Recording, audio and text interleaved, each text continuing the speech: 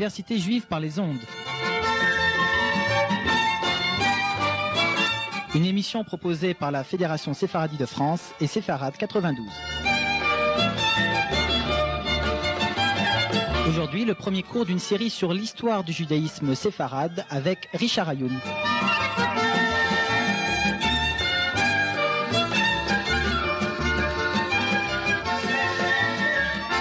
Bonsoir Richard Ayoun. Bonsoir. Et je vous remercie d'être revenu. Je vous dis bonjour. Et pour les auditeurs qui ont suivi la première série de cette université juive par les ondes, ils vous connaissent déjà. Nous avions parlé l'année dernière déjà des séfarades. Nous y revenons pour détailler une histoire du judaïsme séfarade. Alors les auditeurs vont être contents parce que leur dernier invité, leur dernier professeur par onde interposée était Evelyne Olliel. Elle avait fait une histoire du judaïsme séfarade. Et nous allons avoir une autre, ce n'est pas sans intérêt, sous un autre œil, sous un autre regard, le vôtre. Je vous présente, vous êtes historien, d'abord, docteur en histoire, licencié d'hébreu, maître de langue et de civilisation séfarade à l'Institut national des langues et des civilisations orientales. Vous enseignez l'histoire des Juifs d'Afrique du Nord à l'Université de Paris 8 et l'histoire des Juifs à l'époque contemporaine à l'Université de Paris 1 Sorbonne. C'est bien cela ? Oui, il y a une toute petite évolution, c'est-à-dire que maintenant je suis maître de conférence à l'Institut national des langues et civilisations séfarades, où donc ma tâche consiste à enseigner l'histoire du judaïsme séfarade. Alors, félicitations, il y a une évolution parce que ce que je viens de lire, ça figure sur la jaquette d'un livre auquel vous avez collaboré avec Chaim Vidal-Sefia, Séfarade d'hier et d'aujourd'hui, 70 portraits, c'est paru l'année dernière. Oui. Ça marche ? Ça marche très bien, nous en sommes à la 2e édition et sûrement il va y avoir une 3e très tôt. On peut le présenter d'un mot parce que ça peut être une référence bibliographique sur le cours que nous allons suivre aujourd'hui. Oui. Ça peut être un ouvrage de référence. C'est un ouvrage de référence, c'est-à-dire que nous prenons comme thème 70 personnages et le 71e est un nom juif qui a permis aux juifs de pouvoir revenir en Espagne. Qui ? Et il s'agit de Ángel Pulido. D'accord. Alors, l'histoire du judaïsme séfarade, elle commence, pour ce qui nous concerne, à l'expulsion de 1492. Alors, pour ce premier cours, nous allons donner quelques généralités, quelques idées générales sur la diaspora, d'après l'expulsion, d'après l'édit d'expulsion. Et puis, nous en viendrons au texte, ce fameux texte qu'on n'a pas lu, qu'on n'a pas entendu sur des radios, et c'est l'intérêt de ce cours. Nous allons en parler en détail. L'édit d'expulsion, qu'est-ce qui figure dans cet édit ? Est-ce qu'on y trouve des raisons ? Est-ce qu'on y trouve une justification de l'expulsion ? Et comment cette expulsion est-elle justifiée ? Mais d'abord, quand commence la diaspora séfarade ? Alors, la diaspora espagnole a commencé, on peut le dire, dès la fin du XIVe siècle. C'est-à-dire à la suite des fameuses persécutions de 1391. C'est la grande date de ce judaïsme d'Espagne.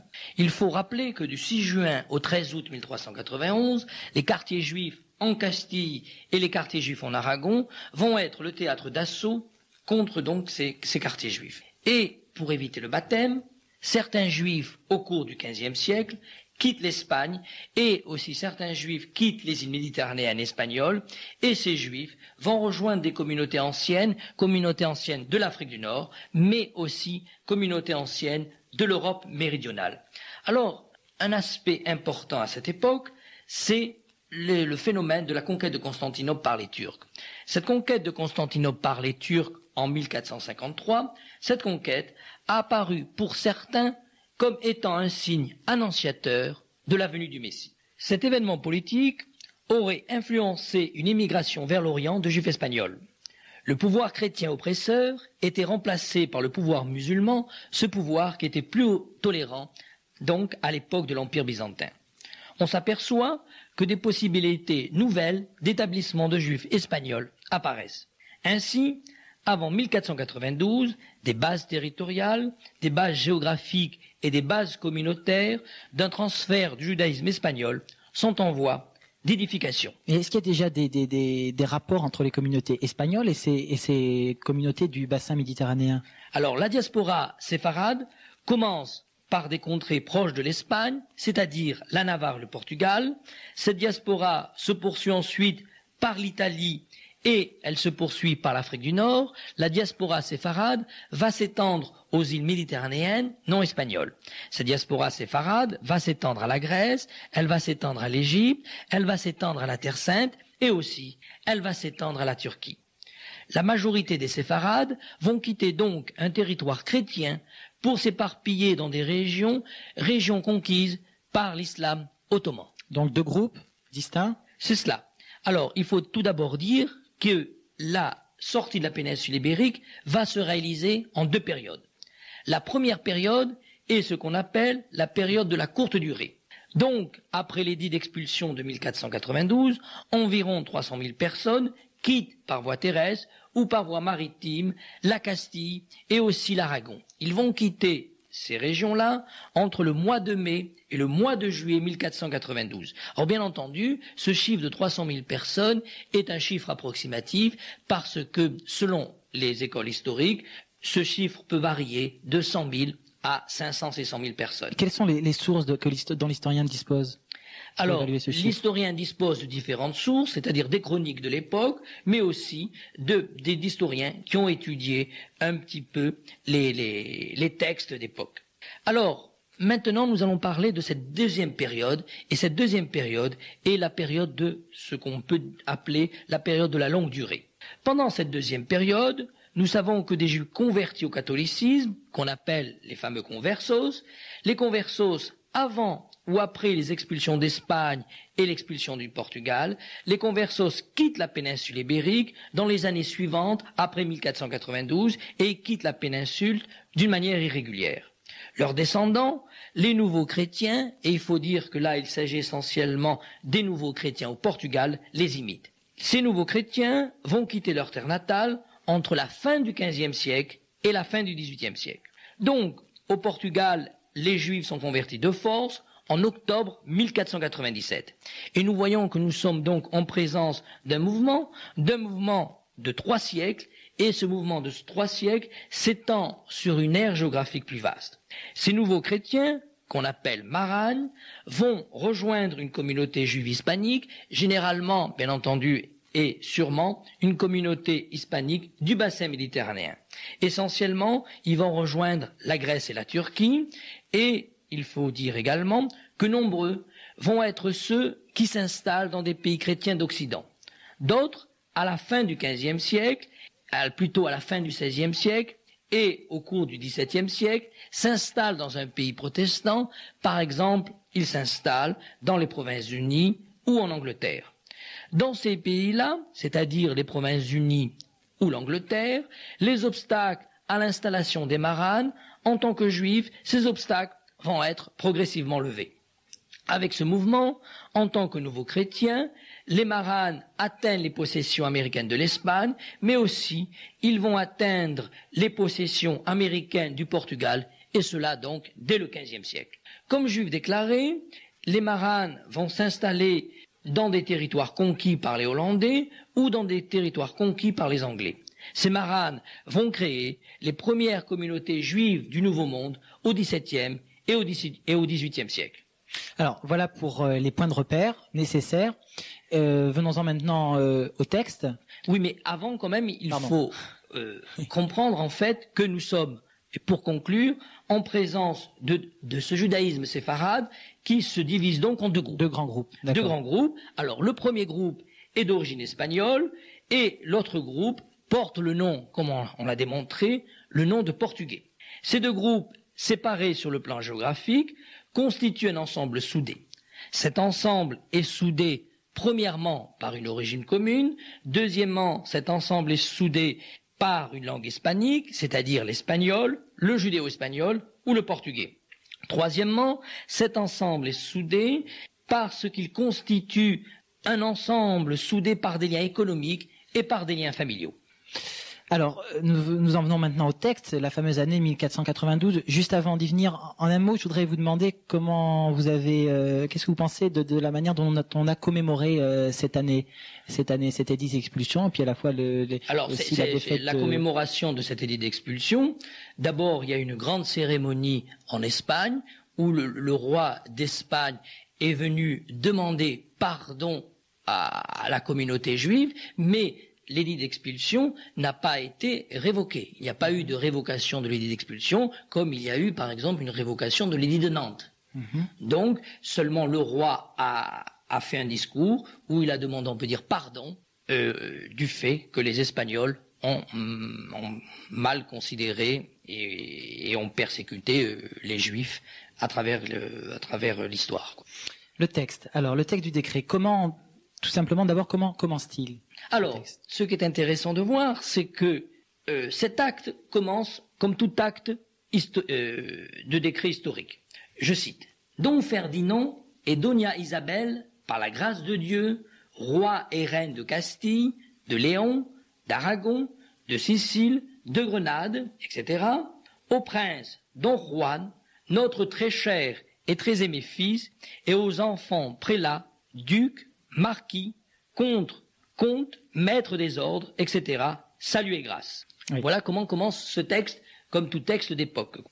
Mais c'est aussi peut-être pour marquer que le texte concerne toutes les provinces d'Espagne, et c'est une marque politique en même temps qui est inscrite dès le début du texte. Dès le début. Alors voilà ce que dit le texte. Sachez que nous avons été informés qu'il existe et qu'il existait dans nos royaumes de mauvais chrétiens qui judaïsaient de notre sainte foi catholique, et certes, c'était très préjudiciable pour les chrétiens que cette communication avec les Juifs. Déjà, dans les Cortés, nous avons tenu l'année dernière à Tolède, nous avions ordonné d'accorder aux Juifs des juiveries dans toutes les villes où ils puissent vivre dans leurs péchés. En outre, nous avions ordonné d'établir dans nos royaumes et seigneuries l'Inquisition, laquelle existe, comme vous le savez, depuis 12 ans, durant lesquels elle a trouvé beaucoup de coupables.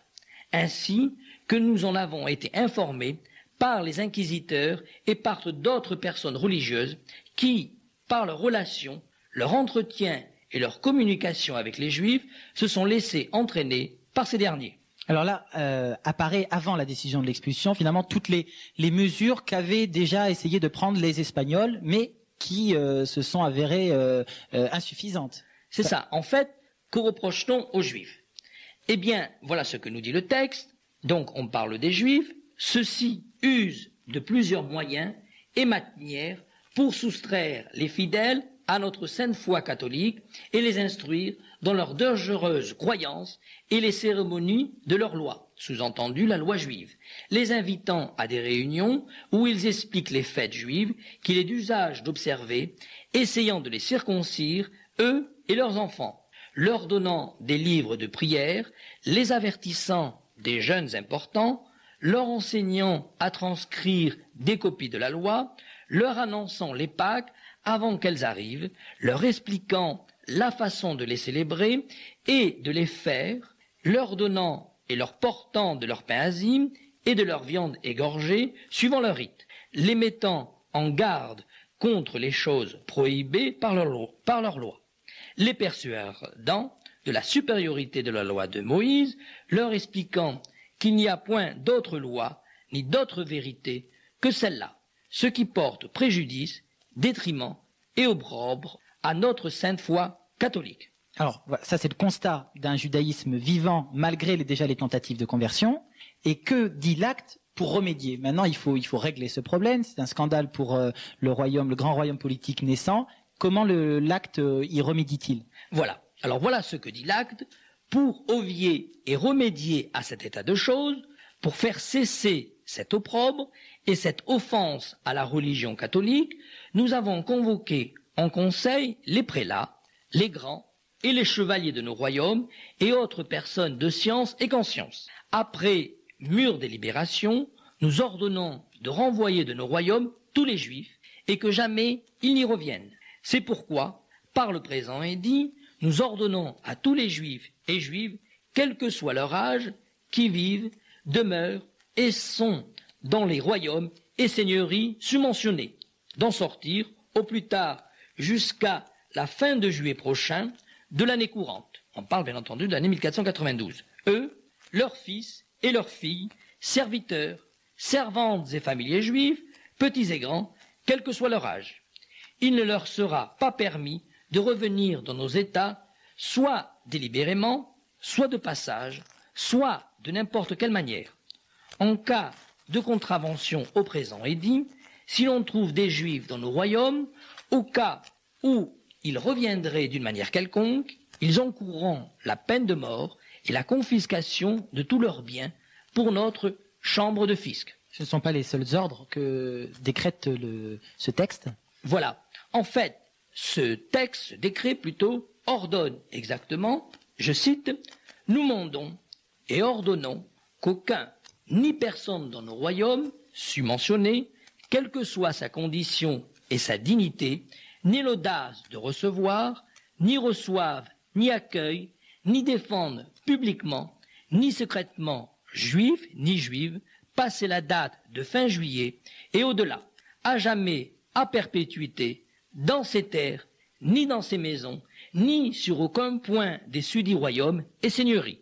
Toute contravention à cet ordre entraînera pour le coupable la perte de tous ses biens, vaisseaux, forteresses et autres héritages, et pour les dits juifs, puissent prendre leurs mesures dans le délai qui leur est accordé jusqu'à la fin de juillet. Nous leur accordons dès à présent notre protection royale à eux et à leurs biens pour que durant cet intervalle et jusqu'au jour fixé, ils puissent vaquer à leur affaire en toute sécurité, vendre, échanger et se défaire de tous leurs biens meubles et immeubles et en disposer leur volonté.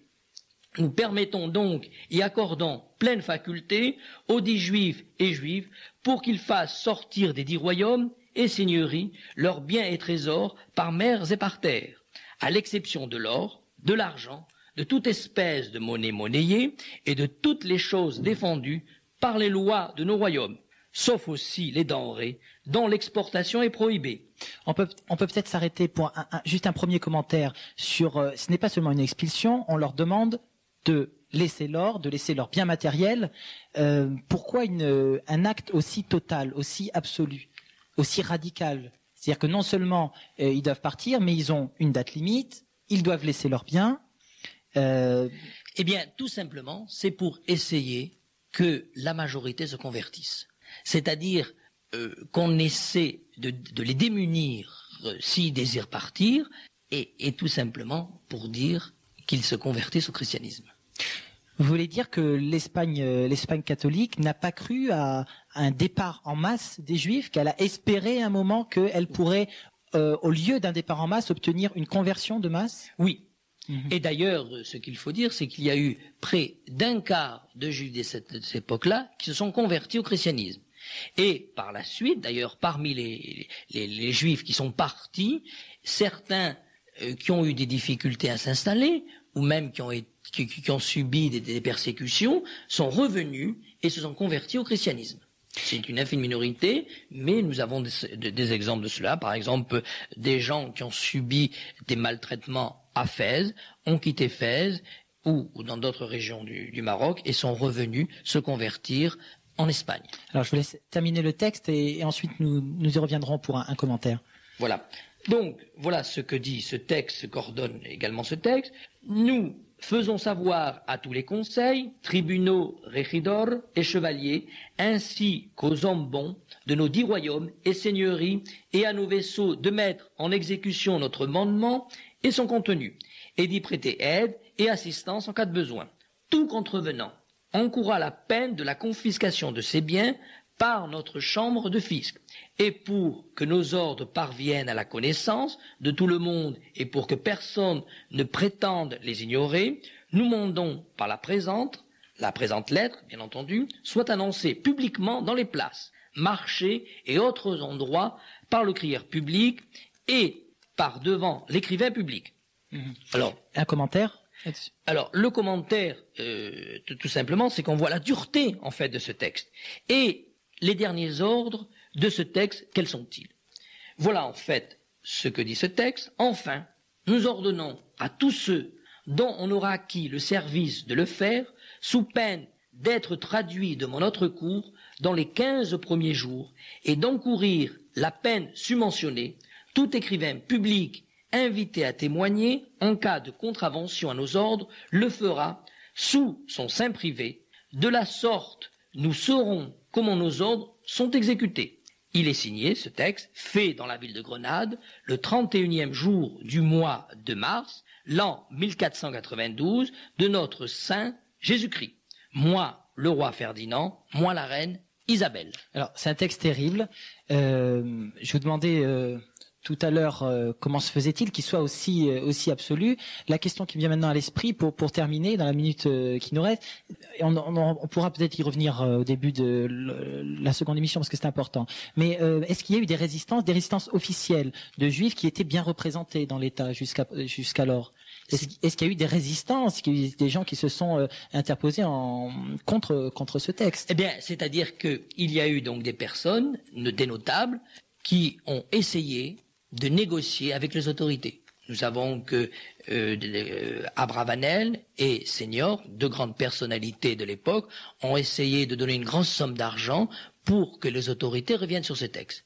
Mais la reine Isabelle la catholique était prête, mais il y a eu toutes les pressions de la part de l'Église pour que la négociation ne se fasse pas. Alors bon, ça c'est les essais de la part des représentants de la communauté juive d'Espagne. Est-ce qu'il y a eu des résistances alors autres, des résistances populaires? Non, pas du tout. Aucune résistance, c'est-à-dire que la majorité des chrétiens qui voyaient par exemple une certaine concurrence dans tous les domaines de la part des juifs, ils trouvaient ça bien qu'on expulse donc les gens qui ne soient pas chrétiens, notamment les juifs. La première fois que vous êtes penché sur ce texte, est-ce que vous avez été surpris par la violence des mots et est-ce qu'elle trouve une explication, je ne veux pas dire rationnelle, mais est-ce qu'elle trouve des causes profondes et des causes immédiates?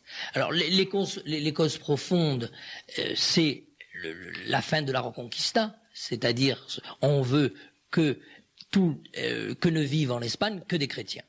En fait, c'est ça l'essentiel, c'est d'unifier vers la chrétienté. Unité religieuse. Unité religieuse, et cette unité religieuse qui s'accomplit avec également l'unité politique. D'accord. Alors, nous en terminons aujourd'hui pour ces généralités, ces repères de dates, et merci pour cette analyse. Merci pour avoir lu aussi ce texte, parce que je crois que c'est très rare de l'entendre sur les radios, et c'est essentiel.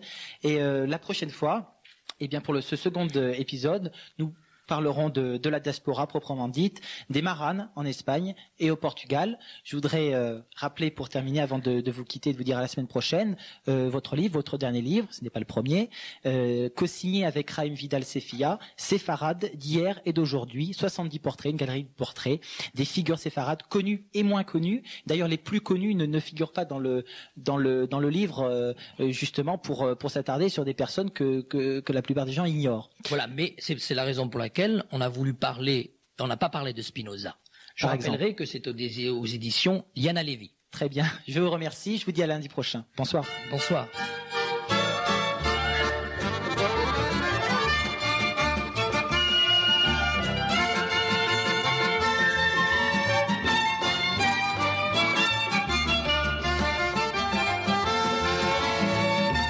C'était l'Université juive par les ondes. C'était une émission proposée par Séfarade 92 et la Fédération Séfaradie de France. Ce soir, premier épisode d'une histoire du judaïsme séfarade proposée par Richard Ayoun.